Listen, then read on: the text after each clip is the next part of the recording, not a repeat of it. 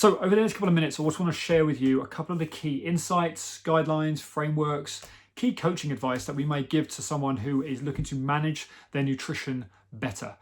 So if you're someone who is looking to, obviously you're following a high volume training program right now, you are training, run, ride, swim, bike, multiple times a week, you are looking to build that volume, that intensity up. You are working towards a key event, a key race, a key level of fitness. Nutrition is an absolute pillar of your performance, of your health. Getting your nutrition on point and keeping it consistently on point is going to be obviously is so important. But what does that look like? It's always going to look different for everyone, depending on the demands of your lifestyle, your history around nutrition, what diets you're now following. For us at Strength Endurance, the most important thing is getting enough. And it may sound very obvious, but getting enough of the key macronutrients. Whether you are vegan, pescatarian, vegetarian, you eat meat and veg on a daily basis, whatever.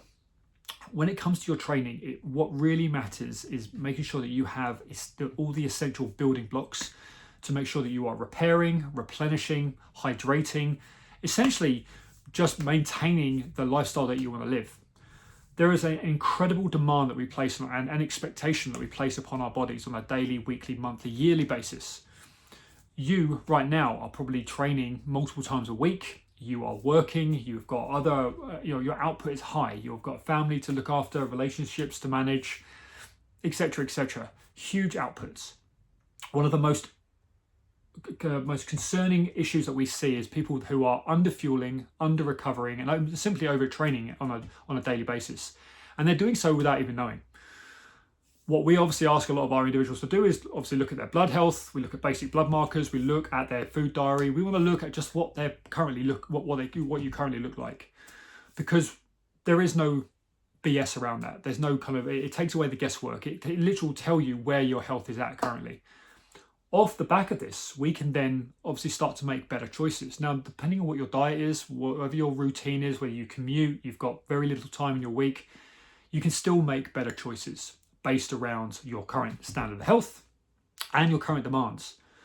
Low energy availability is a huge issue for the endurance athlete. Man, woman, young or old, huge. You can be living in a deficit on a daily, weekly basis, and you don't even know it until, worst case scenario, you pick up one of these huge overtraining symptoms. And one of the worst, bone stress injuries, long-term tendinopathies, massive energy deficits, where you just simply are consistently getting sick. You're constantly kind of niggly with injuries because your body simply cannot sustain the demand, the output. So in terms of nutrition, it's making sure you get enough.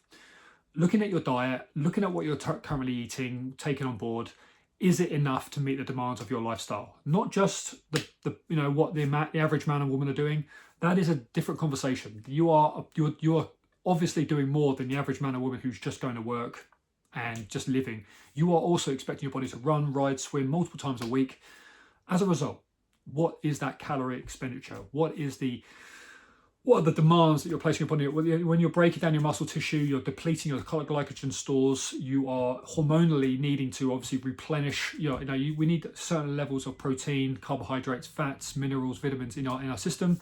Are we getting enough? So whenever we're looking at your individual kind of nutrition, are you meeting those demands? Preventing these kind of shiny object syndromes where there's so much of this distraction in this day and age where you've got to have this better filter system. So one of the things we talk about at SFE is having a better filter system. It's great to be getting all this new information, Zoe app, Whoops, sitting down with dietitians, nutritionalists, you're hearing great advice on the internet. It's all good. However, it's only good if you can filter that and then apply that new information to yourself in a logical manner. Simply taking away certain food groups because of your beliefs or reasons for other reasons, there's nothing wrong with that as long as you're replenishing those lost macronutrients elsewhere from somewhere else. You've got to make sure that you're getting enough protein. You've got to make sure you're getting enough carbohydrates, getting enough fats. I don't want to go into the details of this because it's obviously always individual, but essentially, are you getting enough? And again, going back to your blood health, going back to your hormonal health, going back to your injury history, going back to your training history. Are you consistently hitting your sessions week in, week out? Are you turning up to your work, to your social life, to your training life with good energy on a daily basis? If there are big fluctuations, if you feel like you are just kind of getting by and you're surviving, not thriving, then maybe you're not meeting those requirements. But that it just allows us to then deep dive into it and go, right, where can we be making better choices? But that's certainly what we do at SFE. It's one of the specialities of what we do. You know, I've spent a long time working with disordered eating disorders, you know, working across that whole spectrum. We all fall into that spectrum somewhere along the line. However, how we navigate our highs and lows in terms of energy availability, in terms of our nutrition, a lot of the time it's just based upon us reflecting, reviewing, evaluating, and making better choices along the way. We all kind of ebb and flow. It's natural. But with everyone we work with, we want to strip back the BS, the bullshit, and we want to go, right, where are you at right now?